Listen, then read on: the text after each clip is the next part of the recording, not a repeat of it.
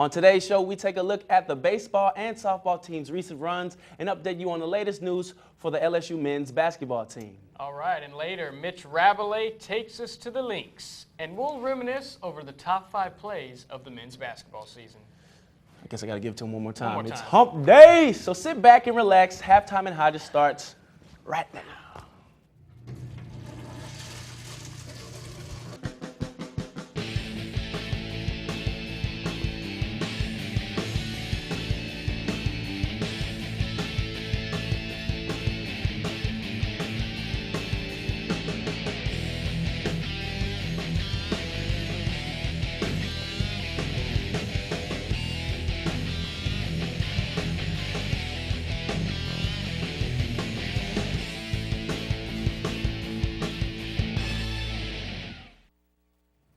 Hello, everybody, and welcome to another edition of Halftime in Hodges. I am your host, Chanel Reed. And I am your co-host, Stanley Curette. Before we start the show, though, we have some breaking news today out of LSU basketball. The team's assistant coach, Eric Musselman, has been hired as the next coach of the Nevada Wolfpack.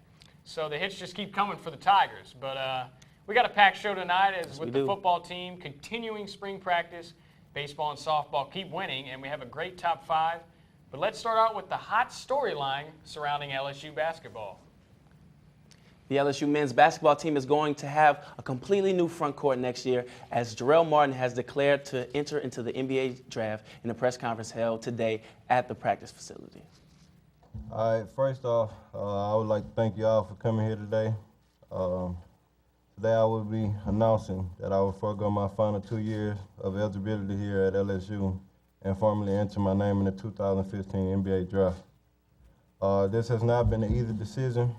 I want to first thank my family, Coach Jones, and all my great teammates.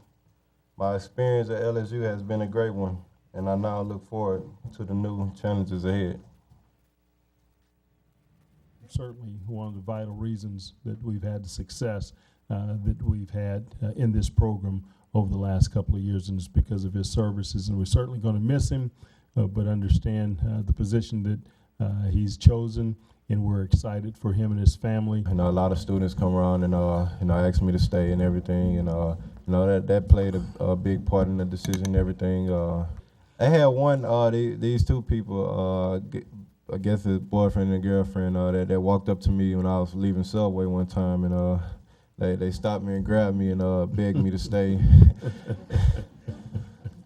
Tough. We're definitely going to miss you, Jarell. But in some positive news, LSU star recruit Ben Simmons was awarded the Gatorade National Player of the Year over the weekend. So the Tigers just have about 8 months to see a superstar in purple and gold. Well, that much-anticipated spring game on April 18th is slowly creeping up on the Tigers as they continue to hit the practice field week in and week out, now having to tough out that warm weather in Baton Rouge.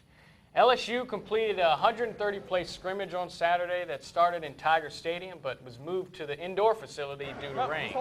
Head coach Les Miles was pleased with the team's progress thus far, pointing out the play of the defensive tackles and linebackers. But Miles kept things interesting and gave the nod to junior quarterback Anthony Jennings this week. Miles went on to say that he expects more out of QB Brandon Harris, and that although Harris made big plays with his feet, the sophomore still needs to work on his throwing mechanics. The quarterback's getting some help, though, from wide receiver DJ Chark.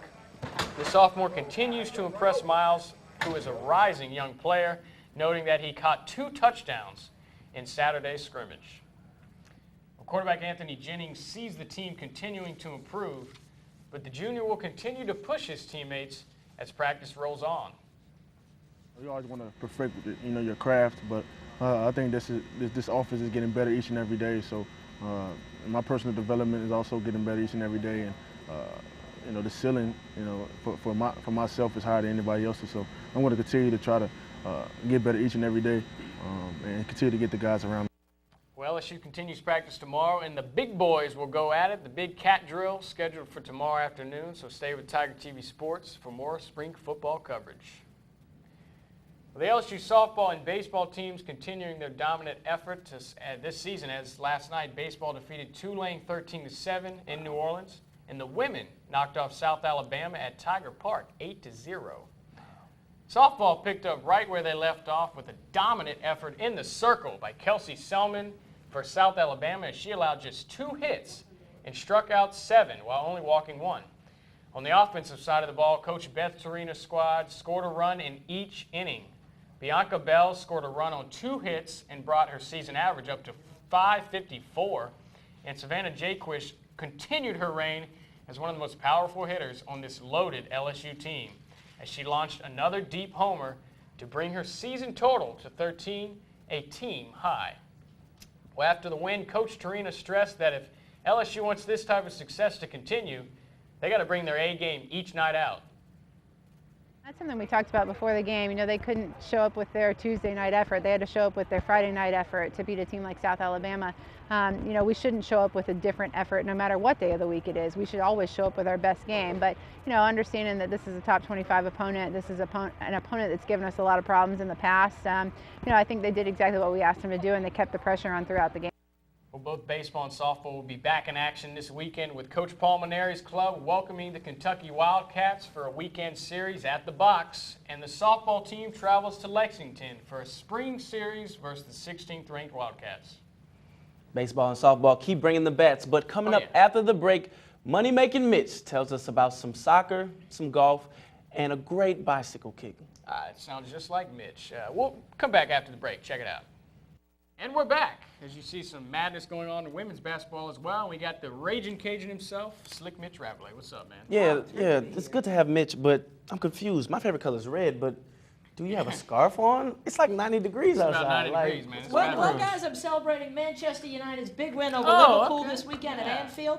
It puts them in 4th place in the Premier League. Okay. And they had the play of the year in soccer, as far as I'm concerned. Okay. As long as I remember to turn the microphones on, because let's take a look, because it's time for Wide World of Sports.